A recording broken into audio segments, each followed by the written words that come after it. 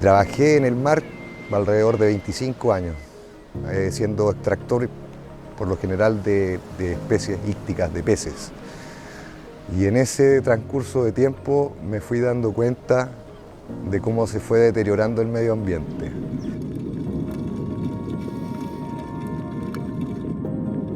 Hasta el punto en que decidí alejarme completamente de la extracción y retomar mi carrera y volver ahí a mis orígenes de conservar. Por eso Capital Azul me acogió y estamos haciendo una labor súper importante en lo que respecta a la conservación de espacios marinos. Lo otro que me acuerdo es las densidades. Habían lugares donde me metía y veía alrededor 50, 60 vejeperros. Y pasado unos 20 años iba a la misma localidad y con suerte veía 1, 2, 3. Y eso fue uno de los pilares fundamentales que decidieran que cambiara mi comportamiento y mi rubro de vida. ¿Sabías que se estima que menos del 1% de la costa chilena se encuentra protegida? Hoy, los mayores desafíos del país en conservación marina pasan por compatibilizar la conservación y uso sostenible de los ecosistemas del mar territorial de Chile continental, aquella franja costera de 12 millas náuticas donde convergen múltiples intereses y actividades económicas. Aquí, la mayor brecha se halla entre Puerto Montt y Arica, donde son muy pocos los espacios destinados a la conservación. Existe una medida de administración pesquera que se basó principalmente en la recuperación del recurso loco, que era darle a concesión, por así decir, parte del mar a asociaciones de pescadores artesanales para que pudieran comanejar con el Estado los recursos que se encontraban dentro de estas áreas. Se pensó cómo se puede hacer conservación dentro de unas áreas que son solamente extractivas. De repente tienen áreas muy grandes y se pensó que dentro de esas áreas dejar una pequeña porción que no fuera tocada, para que de esta manera esa sección del área fuera aumentando en su productividad y así como derivando especies al resto del área. Y el monitoreo es para evidenciar los cambios que se están produciendo dentro de la fauna y flora que existe dentro de estos refugios. Y también lo comparamos con el área de manejo propiamente tal para ver si existen diferencias entre el refugio y el área. Y además hacemos muestreos fuera del área donde el acceso es libre. Entonces el contraste, sobre todo que existe dentro de los refugios marinos con respecto a las áreas libres, es enorme.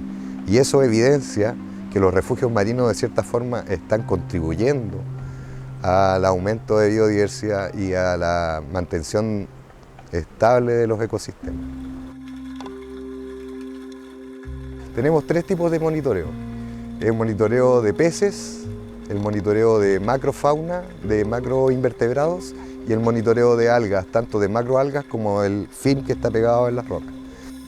Y ahí se determinan cuántos peces podemos observar, cuántos invertebrados podemos observar y todo eso se va registrando. Y después se analiza en relación al tiempo, a las densidades y a las localidades. Durante el monitoreo de biodiversidad se realizan transectas de 100 metros de longitud, abarcando desde los 5 metros hasta los 20 metros de profundidad. ¿Qué es una transecta? Claro, nosotros hablamos de transectas, pero por lo general la gente no tiene idea mucho de qué significa. Y es súper simple. Es una cuerda de 100 metros marcada cada 10 metros. Y esos puntos cada 10 metros son nuestras unidades de muestreo. Los resultados de los monitoreos biológicos se comparten con los integrantes de los sindicatos de pescadores artesanales, que son parte del programa Refugios Marinos, para que tomen conciencia del importante trabajo que están realizando. Fue una idea bien innovadora y que empezamos a implementarla en caletas como probando qué podía pasar.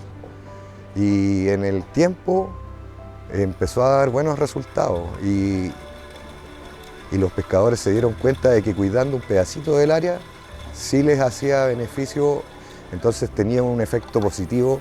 Dejar unas 15 hectáreas, que es más o menos alrededor de eso es el espacio que tenemos como refugios marinos que le denominamos. Ante los desafíos que enfrenta a la pesca artesanal, se hace ineludible avanzar hacia nuevos paradigmas de desarrollo en los que conservación y extracción puedan convivir. Modelos colaborativos que también permitan a quienes se dedican a la pesca artesanal diversificar sus fuentes de ingreso a través de actividades complementarias como el ecoturismo, revitalizando así las economías locales. Modelos donde sean las mismas comunidades las encargadas de liderar la restauración de los ecosistemas y al mismo tiempo sostener una relación próspera y resiliente con el océano. Y de a poco se ha ido logrando que la comunidad en general se haga parte de la protección de estos lugares. Y ellos son parte de esta recuperación. Es un poco ser consciente con dónde vivimos y ver que somos parte de y que no somos dueños de. Entonces, si el ecosistema está saludable, al final todos vamos a estar saludables.